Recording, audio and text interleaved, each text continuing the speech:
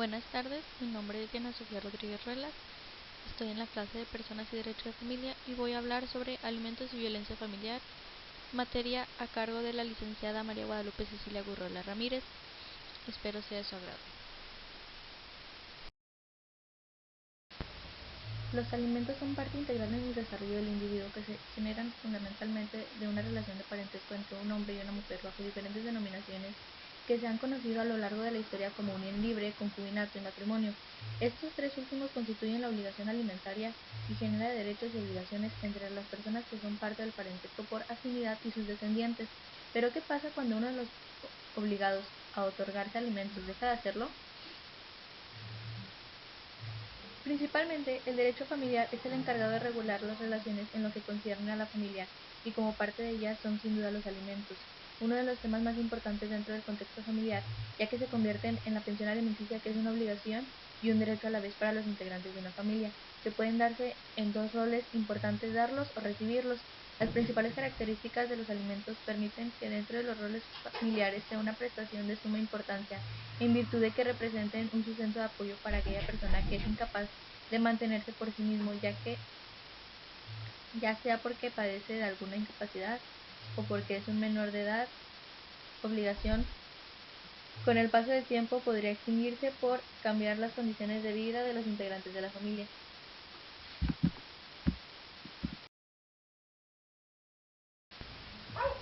Fuentes principales del derecho familiar de los alimentos. Estos constituyen una de las consecuencias principales del parentesco, condición sin la cual no podrían otorgarse la obligación alimentaria.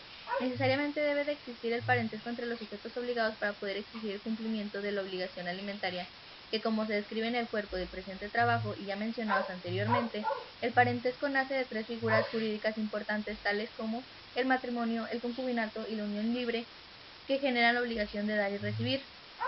Lo que respecta el autor Rafael Rojina Villegas, quien define los alimentos como la facultad jurídica que tiene una persona denominada alimentista para exigir a otra lo necesario para subsistir en virtud del parentesco consanguíneo, del matrimonio o de divorcio en determinados casos, claramente menciona un derecho potestativo con el que cuentan los integrantes de una familia para poder ejercer la obligación alimentaria de forma coercitiva. En caso de incumplimiento por parte de los obligados, con esta facultad de obligación alimentaria se convierte en una facultad jurídica para el acreedor alimentista cuando el deudor obligado deja de otorgar los alimentos. Cabe mencionar que la obligación alimentaria la cubre el deudor alimentista cuando la familia se encuentra conviviendo de forma normal bajo un mismo techo.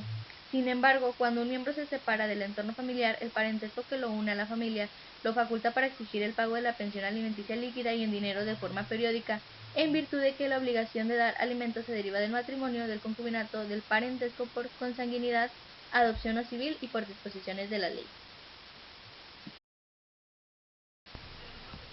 Maneras de satisfacer la obligación de dar. Existen dos formas de satisfacer la obligación de dar la pensión alimenticia. La primera es mediante el pago de la pensión alimenticia. Esta forma de satisfacer la obligación alimentaria se otorga mediante un pacto convencional o un proceso judicial y puede darse bajo el supuesto de la desintegración familiar. Cuando los miembros de la familia se separan, pueden pactar satisfacer este derecho bajo el régimen de pago de una pensión alimenticia líquida y en dinero de forma periódica, obligación que se cumpliría de padres hacia hijos hasta la culminación de la formación académica con calificaciones aprobatorias en relación a los cónyuges hasta el momento que uno de los sujetos obligados contraigan nuevas nupcias y en relación de hijos hacia los padres culmina hasta la muerte de los progenitores. Y la segunda es mediante la incorporación del acreedor alimentista en la casa del deudor. Una de las opciones que manejan las disposiciones legales en México es que la obligación de dar alimentos se podrán satisfacer llevando al acreedor alimentista a la casa del deudor para proporcionarle lo inherente a los alimentos, que son techo, calzado, comida, salud y estudios. Con ello se satisface esta obligación exentando al deudor alimentista de pagar una cantidad líquida y en dinero de forma periódica y evitando con ello ser parte de un proceso judicial. Cabe mencionar que para el parentesco por afinidad, cuando los cónyuges son divorciados, tendrá que pagarse una cantidad líquida y en dinero de forma periódica, ya que legalmente no se permite la incorporación del acreedor en casa del deudor en caso de que sean divorciados. El pago de la pensión alimenticia. El obligado a proporcionar alimentos cumple su obligación asignando una pensión al acreedor alimentista. En relación a los cónyuges, solo puede satisfacerse la obligación alimentaria mediante el pago de una pensión líquida y en dinero de forma periódica, que generalmente la ley establece pagadera una vez por mes hasta que el acreedor alimentista contraiga nuevas nupcias. En relación a los menores de edad, tendrán el derecho de recibir alimentos hasta que terminen su formación académica con calificaciones aprobatorias, ya sea mediante el pago de la pensión alimenticia líquida y en dinero o bajo la incorporación al hogar. Asimismo, las personas que se encuentren en estado de interdicción recibirán la pensión alimenticia de forma permanente hasta su muerte, además de cubrir los gastos de rehabilitación por parte del deudor alimentista. Y los adultos mayores de edad con discapacidad económica lo harán de forma permanente, de las cuales se podrá cumplir con esta obligación alimenticia con la incorporación descrita anteriormente o con el pago de la pensión alimenticia. Sujetos obligados a dar alimentos.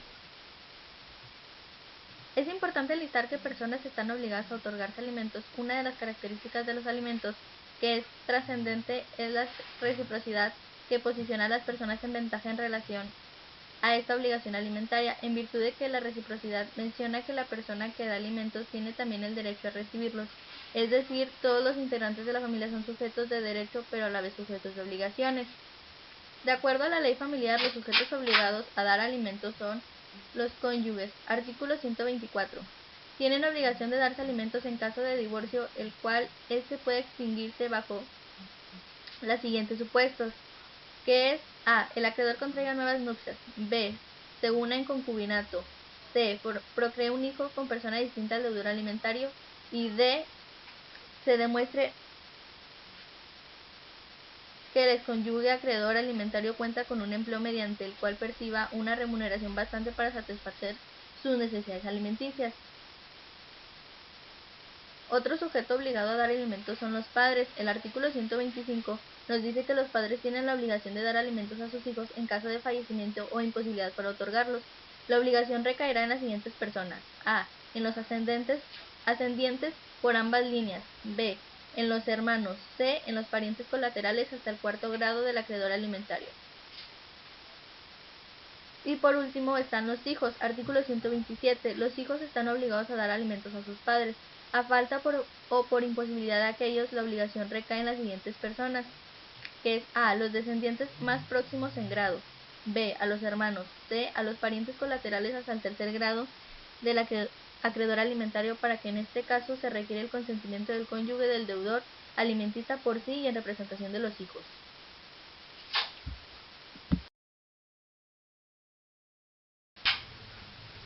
A continuación voy a hablar sobre la violencia familiar. Principalmente, ¿qué es la violencia familiar? Es un término utilizado para describir la violencia y el abuso de familiares o una pareja íntima como un cónyuge, excónyuge, novio o novia, exnovio, exnovia o alguien con quien se tiene una cita. Otros términos utilizados para la violencia familiar es los siguientes: maltrato de pareja íntima, violencia doméstica, maltrato infantil, abuso físico, violencia en el noviazgo, violencia marital, violencia perpetrada por una persona con la que se tiene una cita, y el acoso.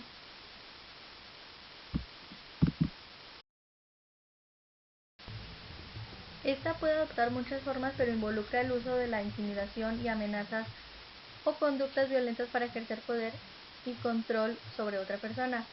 En general, la persona abusiva es de sexo masculino y las mujeres a menudo son las víctimas. Sin embargo, la violencia familiar también se produce en contra de los hombres. El maltrato infantil de personas mayores y de hermanos también se considera violencia familiar.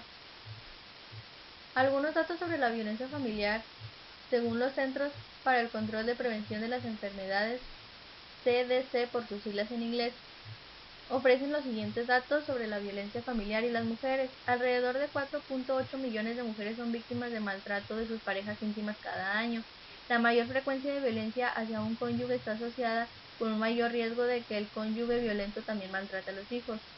Existe una estrecha vinculación entre el acoso y las formas de violencia. El 81% de las mujeres acosadas por el esposo o la pareja actual o anterior también sufrieron agresión física por parte de esa pareja, y el 31% también sufrió maltrato sexual. Y las consecuencias psicológicas de las víctimas de violencia de parejas íntimas pueden incluir depresión, pensamientos e intentos suicidas, baja autoestima, abuso de alcohol y otras drogas y trastorno de estrés postraumático. De acuerdo con la Coalición Nacional contra la Violencia Familiar, el maltrato a menudo comienza con conductas verbales como insultos, amenazas o golpes o lanzamiento de objetos. puede empeorar con empujones, bofetadas y retención en contra de voluntad de la víctima. El maltrato posterior puede incluir trompadas, golpes y puntapiés, y puede empeorar con conductas que pongan en peligro la vida, como estrangulamiento, fractura de huesos o el uso de armas. Las siguientes son formas de violencia familiar y maltrato físico. La primera es física. Se refiere a palizas o golpes que causan lesiones físicas que pueden incluir moretones, fractura de huesos, sangrado interno e incluso la muerte.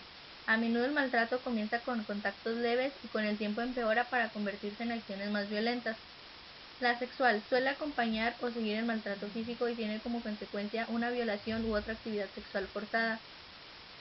Psicológica o emocional. Una persona que maltrata a menudo lo hace mentalmente o emocionalmente con palabras, amenazas, hostigamiento, posesión extrema, aislamiento forzado y destrucción de pertenencias. El aislamiento a menudo se produce cuando la persona que maltrata intenta controlar el tiempo, las actividades y el contacto con otras personas de la víctima. Las personas que maltratan pueden lograr esto al interferir con las relaciones de apoyo de la víctima, crear barreras para las actividades normales, como sustraer las llaves del coche o encerrar a la víctima en la casa, y mentir y distorsionar la realidad para obtener el control psicológico. El acoso, conducta de hostigamiento o amenaza repetida que a menudo deriva en maltrato físico o sexual. Y por último, sala económica. Esto da cuando la persona que maltrata controla el acceso a todos los recursos de la víctima, como el tiempo, el transporte, el alimento, la vestimenta, el refugio, el seguro y el dinero. Por ejemplo, puede interferir con la capacidad de la víctima de autoabastecerse e insistir en controlar todas las finanzas de la víctima. Cuando la víctima abandona la relación violenta, el perpetrador puede recurrir al aspecto económico como una manera de mantener el control u obligar a la víctima a